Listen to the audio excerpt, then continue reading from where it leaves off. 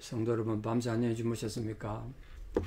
또 복된 날이 밝았습니다. 이 하루도 힘차게 한번 살아봅시다. 함께 찬양 드리며 하나님께 예배자로 나가겠습니다. 432장 예전 찬송 462장입니다. 큰 물결이 설레는 어둠 바다.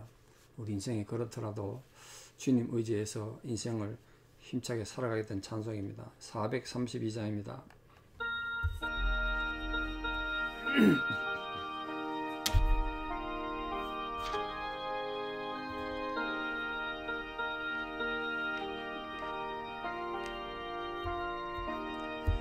큰 물결이 설레는 어둠 바다, 저 동대의 불빛도 희미한데 이 풍랑의 배저 항해하는 이 작은 배 사공은 주님이라. 나 두려움 없네, 두려움 없도다. 주 예수님 날 깨어 계시도다.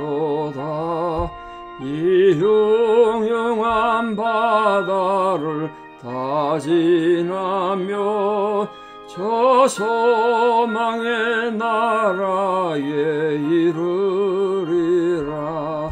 큰 풍랑이 배를 위협하며 저 깊은 물이 끌려 달려드나 이 바다에 노저 항해하는 이 작은 배 사공은 주님이라.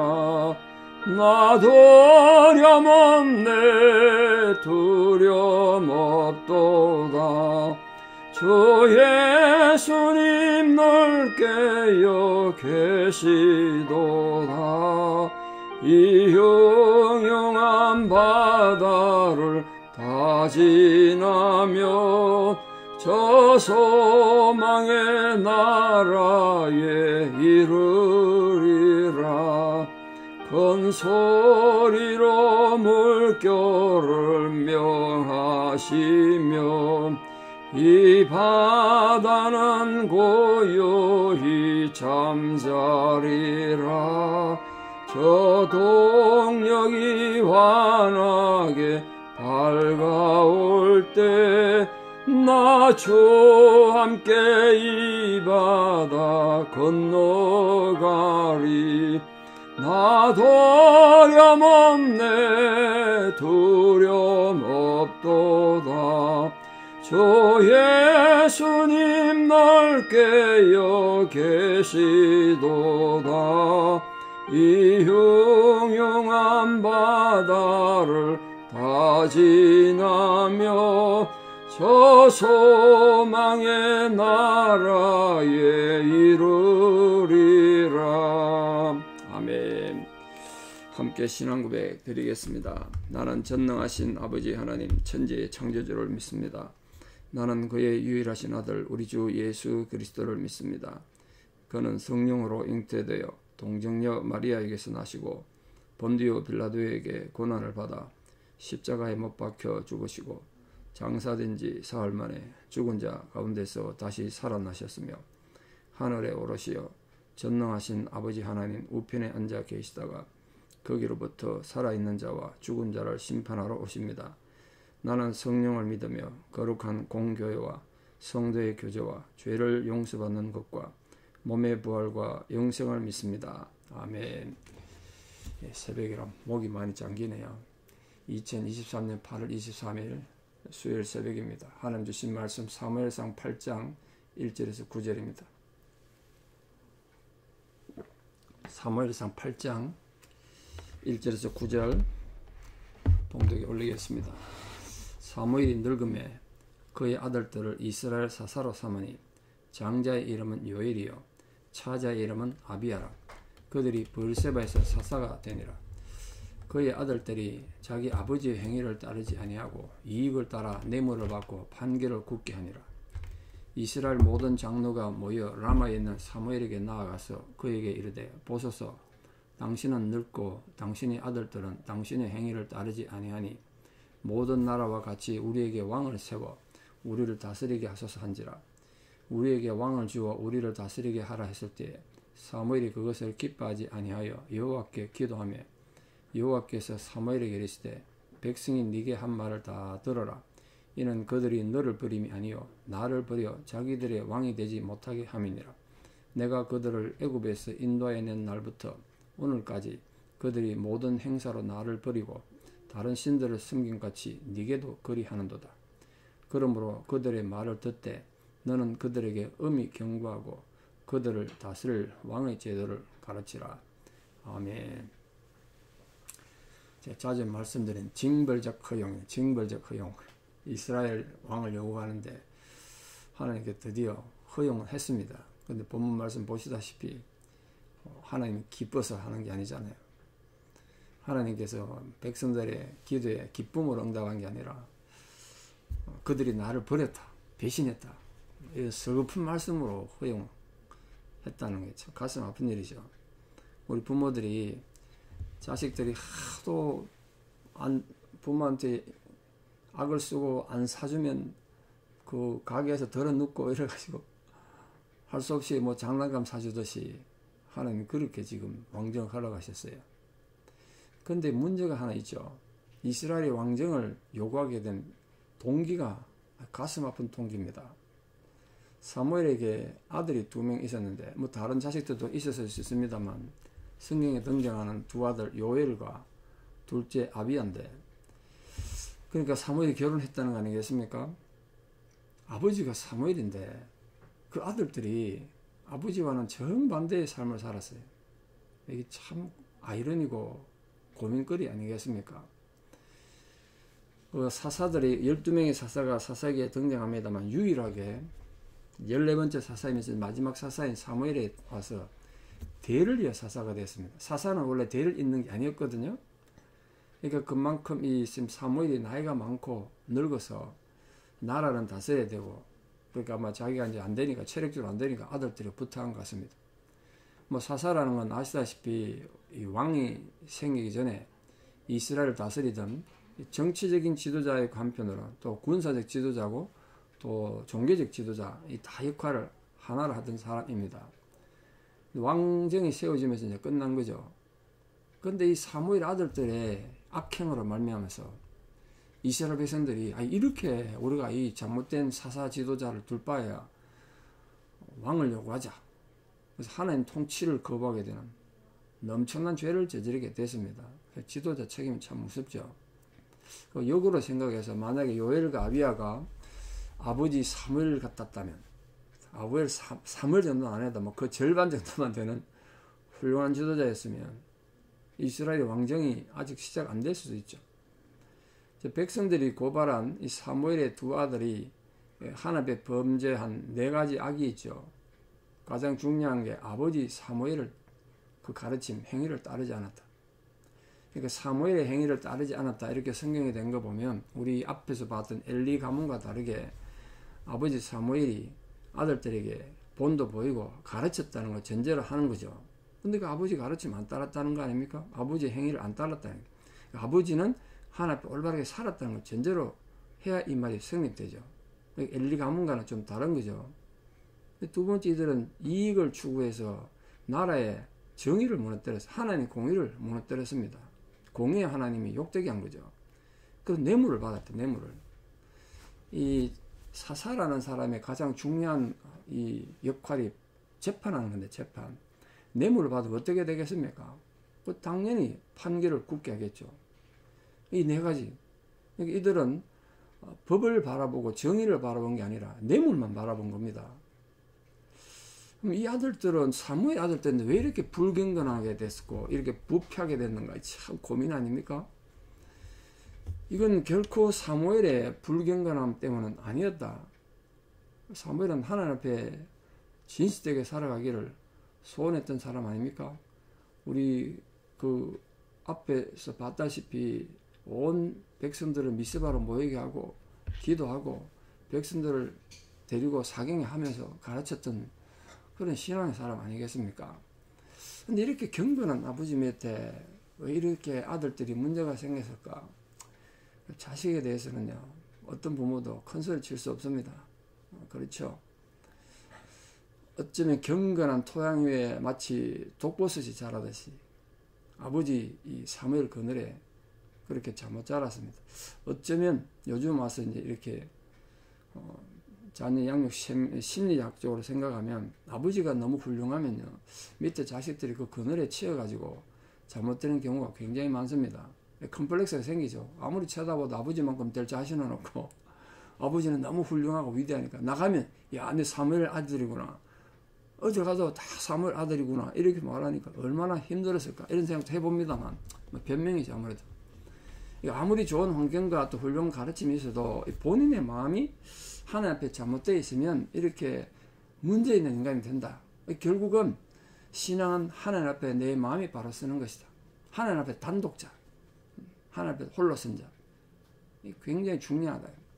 우리 모두가 하나님 앞에 바로 서지 않으면 이 요엘과 또 아비야처럼 훌륭한 아버지를 두고도 실패했던 그런 사람이 될 수 있다는 교훈을 좀 삼으시면 좋겠습니다. 자, 이걸 핑계로 이스라엘 장로들이 사무엘에게 와서 이제 왕을 요구했는데 세 가지 이유를 댔습니다. 첫째 이유가 사무엘 아들들이 부패합니다. 핑계지, 핑계. 두 번째는 다른 여러 나라들의 나라 형태, 그 국가 형태를 따르고 싶었던 거예요. 왕정이, 그 나라가 다 왕정 시대니까 왕정이 좋겠다. 그래야 나라가 힘이 있겠다. 그런데 계속 전쟁을 하게 되는데 군사적 지휘자가 필요하다. 사무엘은 군사 지휘가 아니지 않습니까? 근데 사실은 신명기에 의하면 이게 출애굽에서 이스라엘 백성들이 하나님의 법을 받을 텐데, 그때 하나님 이미 멀리 내다보고 언젠가 때가 되면 백성들이 왕을 요구하고 왕정이 세워질 것이다. 그때 왕을 세울 때 왕은 어떤 걸 조심해야 되는지, 하나님의 바로 센 왕에 대해서 어떻게 해야 되는지 왕을 세우는 법을 미리 신명기에 다 마련해 뒀었어요. 근데 이스라엘 장로들의 잘못은 하나님을 그들의 참된 왕으로 인정하는 믿음을 잃어버렸다는 게 문제가 있는 거예요. 하나님한테 믿음을 잃어버리고 왕만 요구한 거예요. 그게 문제죠. 그러니까 사람이 하나님을 떠나게 되면, 하나님을 버리게 되면 마음에 새로운 형태 지도자를 요구해요. 근데 그 영적 측면에서 보면 그 새로운 지도자라는 게 사단의 무리일 수가 많단 말이에요. 이 장로들이 그걸 실패한 거죠. 이스라엘 지도자들이. 그 결국은 사울 왕이라는 최악의 왕을 갖게 된 거 아니겠습니까? 이 장로들의 이 호수가 이스라엘의 이 나라 역사에서, 정치사에서 어떻게 영향을 미쳤는가 보면, 아시다시피 이스라엘은 하나님이 택한 백성이었고, 여호와 하나님은 이스라엘을 흑암에서 건져내신 분 아닙니까? 출애굽 해주셨던 분 아닙니까? 그러므로 이스라엘은 하나님 앞에서 정말 독특한 지위도 있고 책임도 가진 모든 백성들이 너희들을 통해서 하나님을 알게 하는, 그게 하나님 원래 의도였지 않습니까? 그 쉽게 말하면 하나님이 나라의 왕이 되시고 다스리는 신정국가의 백성이었습니다. 그 신앙과 정치가 같이 갔던 나라가 이스라엘이란 말이에요.